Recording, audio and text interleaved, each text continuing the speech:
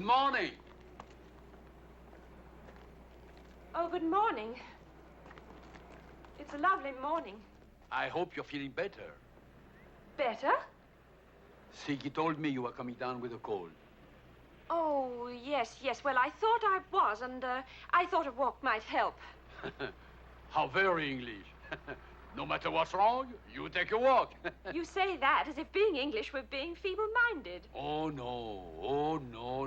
The English are an admirable race. Admirable. They are brave. Honest.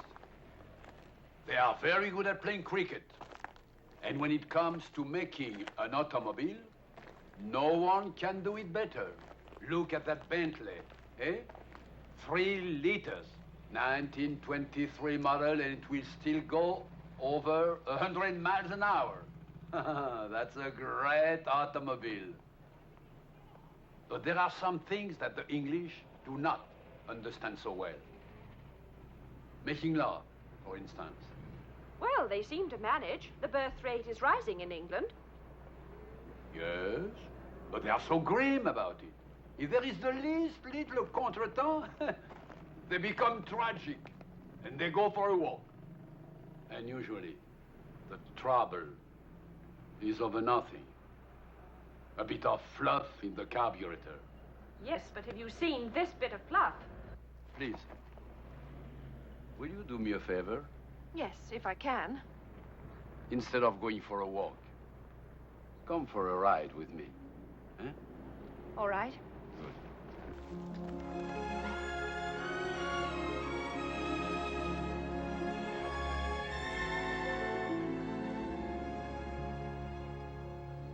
You cannot doubt Charles's feeling for you.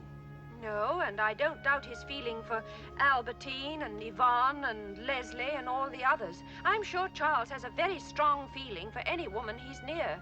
No, he... I think women are a hobby with Charles. A hobby he's rich enough and irresponsible enough and selfish enough to indulge. He has his serious side, too. He works hard, but he doesn't talk about it.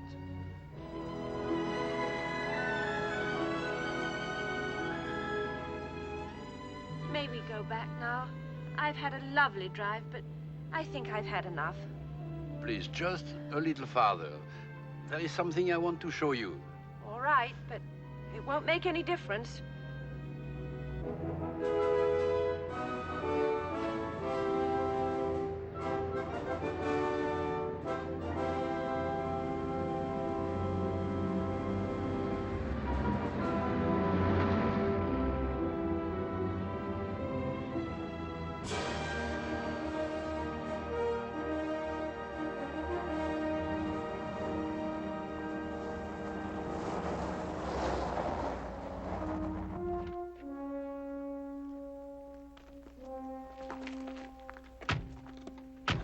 Oh, it's incredible what Charles has done with this vineyard.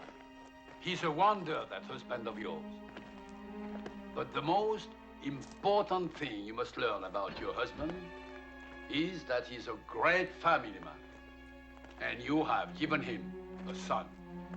The others will never be anything but small detours in his life. He will always return to the main highway. You can be sure. If a man has found the road he wants, why should he have to go poking about in small detours? Who knows? Some men play chess, others go skin diving. You could have married such a man. You prefer Charles. He fascinated you. He also fascinates other women. You must be logical. Logical? Do not try to change him. That's why so many marriages fail. Before she removes the wedding veil, the wife starts to change the husband's habits, his thoughts, his friends. Then, when she has brainwashed him and remodeled him completely, she wonders what's happened to the man who fascinated her. You married a Frenchman. You cannot make him over into an Englishman or an American, and certainly not into a saint. If you want to be happy, you must learn to think like a French woman. Well, It seems as if I'm expected to do all the changing. It's a bit one-sided, don't you think? And why can't marriage change both husband and wife? If they love each other, they should be willing to change. I think I'm being completely reasonable. If people were completely reasonable, no one would get married in the first place.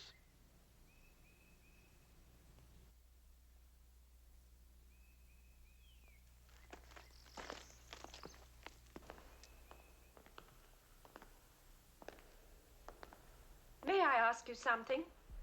Of course. Was your wife happy? I think so. And did you make small detours? I adored my wife. And did she know? She knew she was the most important thing in my life. Her last words were, "It has been a good life. Good night, my lover." Good night, my lover. It's easy to break up a marriage. It's not so easy to build one. Won't you try?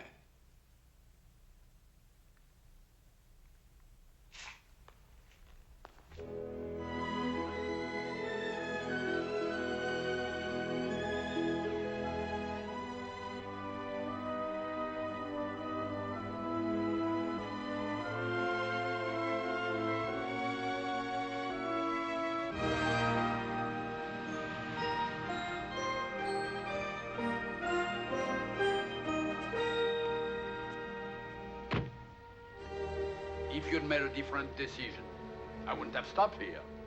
Well, what is this? For one thing, it's yours. Mine? The family's, which gives you a community interest. It is now a museum, but our family skeletons are inside. Since you've decided to remain a member of the family, you should meet them. When does the tour start? Immediately. 2, please.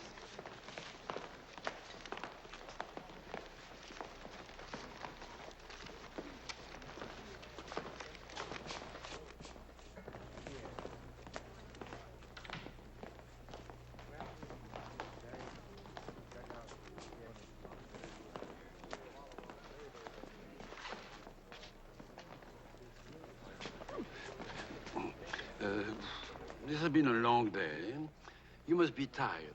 Perhaps we should come back another time. Oh, no, I'm not a bit tired. But I am intrigued. I'm going to surprise Charles. Surprise him? Mm-hmm. I'm going to learn all about the family.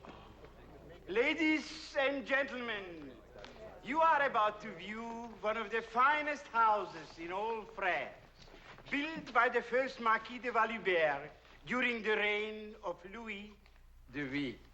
It was rebuilt during the reign of Louis XIV by the 5th Marquis. Please pay particular attention to the carvings. They are typical of the style of Beaufort, who in 1780 rebuilt the house for the 7th Marquis. The west wing is not open. It has been recently closed by the present Marquis, who requires it for personal business. Follow me, if you please. I wonder why Charles closed the west wing. Probably he needed the space for storage. You know what a great collector he is, eh? Paintings, manuscripts, statues, odds and ends. Why don't we tell the guide who we are and go and have a look? Oh, no. I mean, the guide might resent it. You see, he's very sensitive. He might think that we want special privileges, you see? And besides, the East Wing is very interesting. Come on. For their appreciation of beauty. This is the celebrated portrait of the 3rd Marquis, done by an unknown artist, rumored to be the great Cardinal Richelieu himself. You will notice that no matter where you stand, the eyes of the